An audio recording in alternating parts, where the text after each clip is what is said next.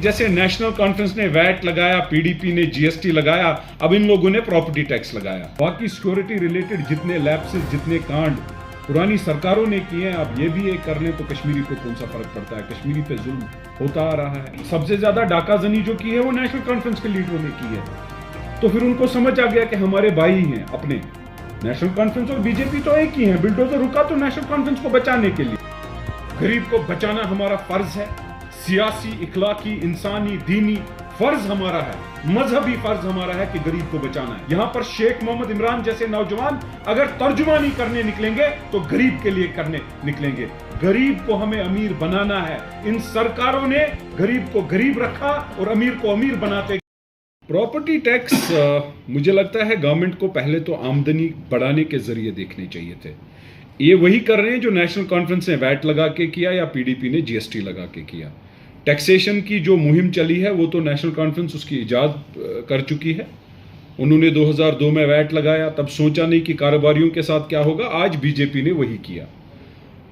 आमदनी का जो हमारा व्हील है, आमदनी का व्हील की स्पीड हमारी 30 किलोमीटर है। खर्चों की व्हील की स्पीड की 100 किलोमीटर है। हमारी गाड़ी पलट गई है। मैं गवर्नमेंट से अपील करना चाहता हूं कि गरीब को बचाओ। जो यहां का रईस है बेशक उस पर लगाओ। वो दिल्ली में मकान रखता है तो प्रॉपर्टी टैक्स देता है, वो बंबई में मकान रखता है तो प्रॉपर्टी टैक्स देता है। जम्मू में या यहां के जितने नेता हैं पुराने जिन्होंने लूट खसूट की दौलत इन्वेस्ट की है बाहर, उनको लगाओ। गरीब के लिए प्रॉपर्टी टैक्स वेव ऑफ होना चाहिए, इसकी अपील मैं करता हूं। और इसके साथ साथ मेयर साहब ने जो लिखा है इसको एलजी साहब को, मैं उनका भी शुक्रगुजार हूं कि उन्होंने एलजी साहब के साथ मुहिम उठाई है कि ये विड्रॉ होना चाहिए। रईस के खिलाफ मत कीजिए, लेकिन गरीब के साथ मैं खड़ा रहूंगा। और वरना ये वही होगा कि जैसे नेशनल कॉन्फ्रेंस ने वैट लगाया, पीडीपी ने जीएसटी लगाया, अब इन लोगों ने प्रॉपर्टी टैक्स लगाया। वो वैट गरीब पर भी कीमतें बढ़ी, गरीब उसका सामना आज भी नहीं कर पा रहा है। आमदनी है नहीं, खर्चे बढ़ रहे हैं। तो गवर्नर साहब को यह देखना चाहिए कि प्रॉपर्टी टैक्स गरीब के लिए विड्रॉ हो। मैं नहीं चाहूंगा यहां पर जो भी हुकूमत आई है उन्होंने इसके साथ किया है। कभी आर्मी आती गई है, कभी सिक्योरिटी आती गई है। ये नेशनल इंटरेस्ट के बारे में ये बड़ी सियासत है। इस बारे में मैंने कुछ अभी देखा नहीं है, पढ़ा नहीं है। जब मैं पढ़ूंगा मैं आपको इस पर जरूर बोलूंगा। बाकी सिक्योरिटी रिलेटेड जितने लैप्सेस, जितने कांड पुरानी सरकारों ने किए हैं, अब ये भी एक कर लें तो कश्मीरी को कौन सा फर्क पड़ता है। कश्मीरी पे जुल्म होता आ रहा है। कश्मीरी जो है चाहता है कि आमदनी बढ़े और एक अच्छी जिंदगी बसर करे। उस अच्छी जिंदगी बसर करने के लिए कोई ऐसा स्टेप नहीं दिख रहा है, कोई ऐसी रिलैक्सेशन नहीं दिख रही है। वेलफेयर स्टेट, ये यूटी बनने के बाद वेलफेयर स्टेट नहीं बन पा रही है, वेलफेयर यूटी नहीं बन रही है, जहां पर कोई एक हिस्सा गरीब के वेलफेयर के लिए खर्चा हो। यहां पर टैक्स लगना बस एक बर्डन किया जा रहा है हमारी आवाम को। ये गलत है, इसमें कोई दो राय नहीं। के लिए तो बिल्डोजर रुका, बीजेपी ने तो नेशनल कॉन्फ्रेंस के लिए बिल्डोजर रुकाया, क्योंकि बिल्डोजर चलाई। सबसे ज्यादा डाकाजनी जो की है वो नेशनल कॉन्फ्रेंस के लीडरों ने की है।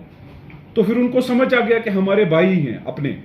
नेशनल कॉन्फ्रेंस और बीजेपी तो एक ही है। बिल्डोजर रुका तो नेशनल कॉन्फ्रेंस को बचाने के लिए। ये बीजेपी बोलेगी क्यों बचाया।